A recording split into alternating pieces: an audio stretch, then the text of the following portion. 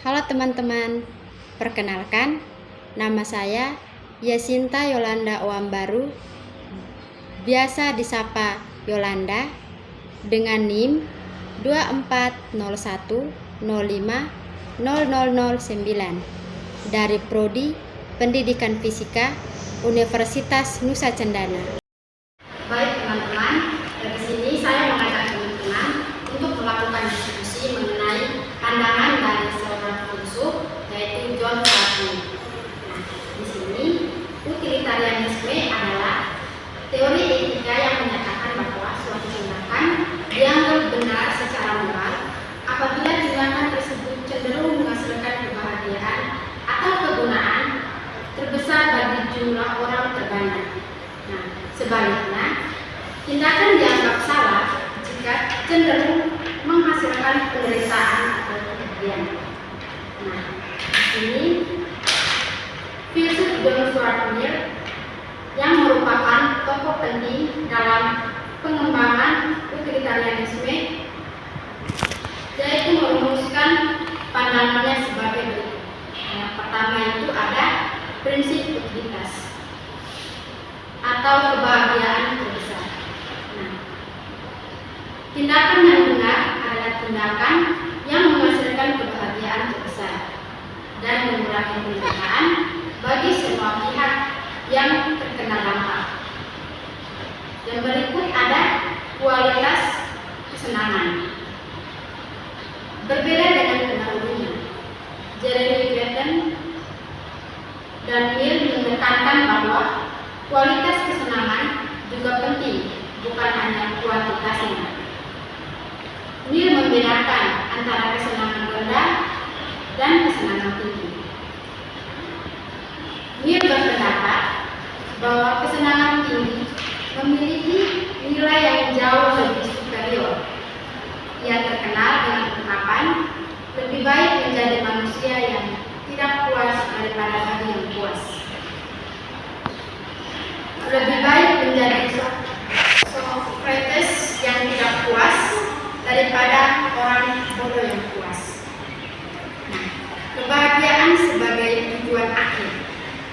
Mill meyakini bahwa kebahagiaan atau kesenangan dan ketiadaan rasa sakit adalah satu-satunya hal yang diinginkan sebagai tujuan akhir. Nah, semua hal lain seperti kekayaan dan kesehatan dijadikan sebagai sarana untuk mencapai kebahagiaan. Berikutnya itu ada universalitas. Prinsip utilitas tidak hanya berlaku untuk individu saja, melainkan dia bersifat imparsial, yaitu memperhitungkan kebahagiaan semua orang yang terpengaruh oleh tindakan tersebut.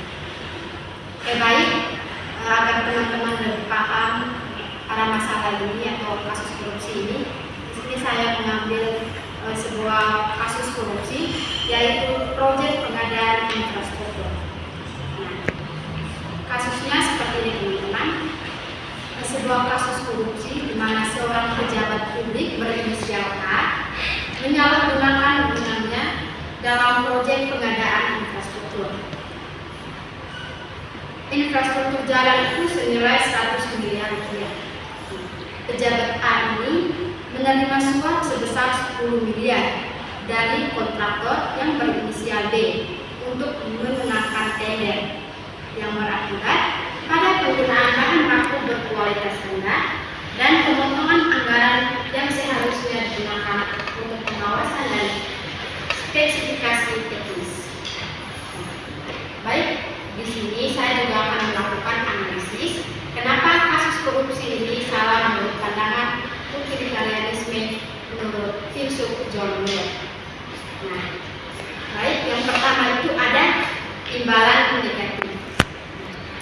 Imbalan negatif yang jauh lebih besar.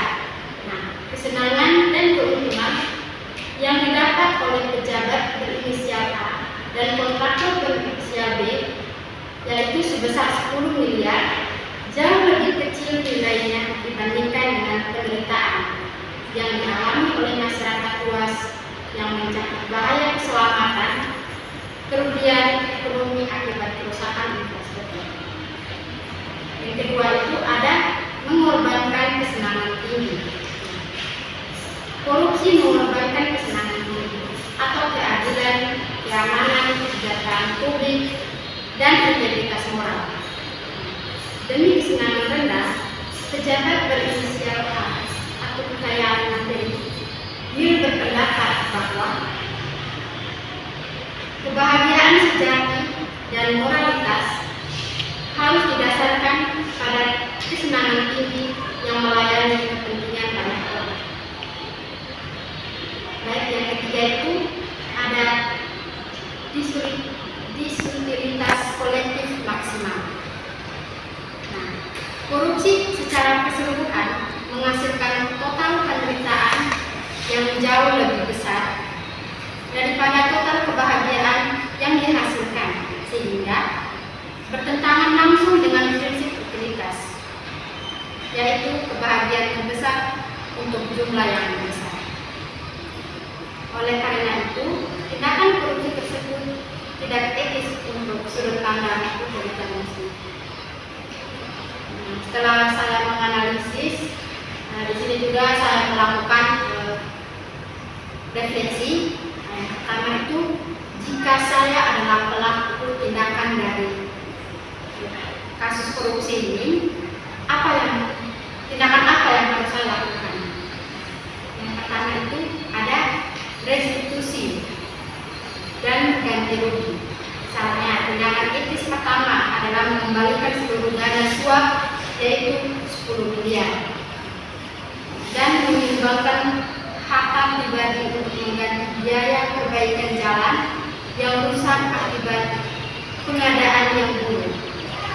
Nah, ini adalah upaya langsung untuk menghapus disutilitas.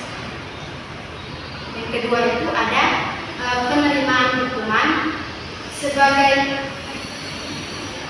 utilitas sosial.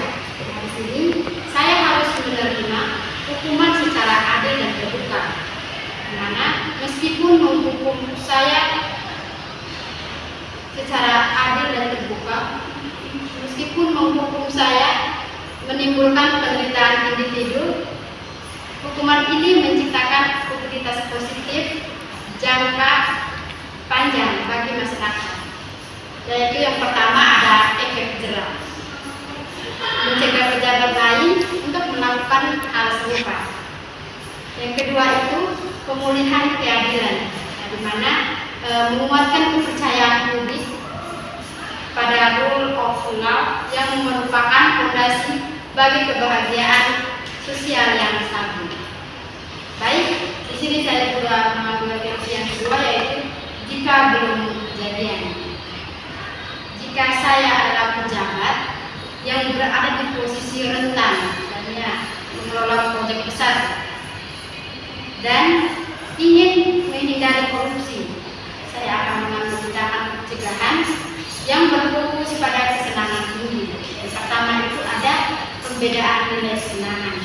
Nah, saya harus secara sadar mengakui bahwa kepuasan moral dari membangun jalan yang aman dan berkualitas atau yang melayani publik dan menyelamatkan nyawa adalah kesenangan tinggi yang jauh lebih bernilai daripada kepuasan materi dari 10 miliar tersebut. Nah, yang kedua itu fokus pada utilitas universal. Nah, di mana sebelum setiap keputusan pengadaan, saya akan mempertimbangkan apakah tindakan ini, misalnya memilih bahan terbaik, akan menghasilkan manfaat terbesar bagi semua pengguna jalan. Keputusan harus selalu berpihak pada kesejahteraan kolektif. Baik, yang berikutnya itu ada membangun sistem anti korupsi. Untuk memastikan utilitas tercapai, saya akan mempromosikan transparansi total dalam tender dan pengawasan proyek, sistem yang terbuka dan akuntabel, menciptakan utilitas positif dengan menghilangkan kesempatan korupsi, menjamin kualitas infrastruktur dan meningkatkan kepercayaan publik secara yang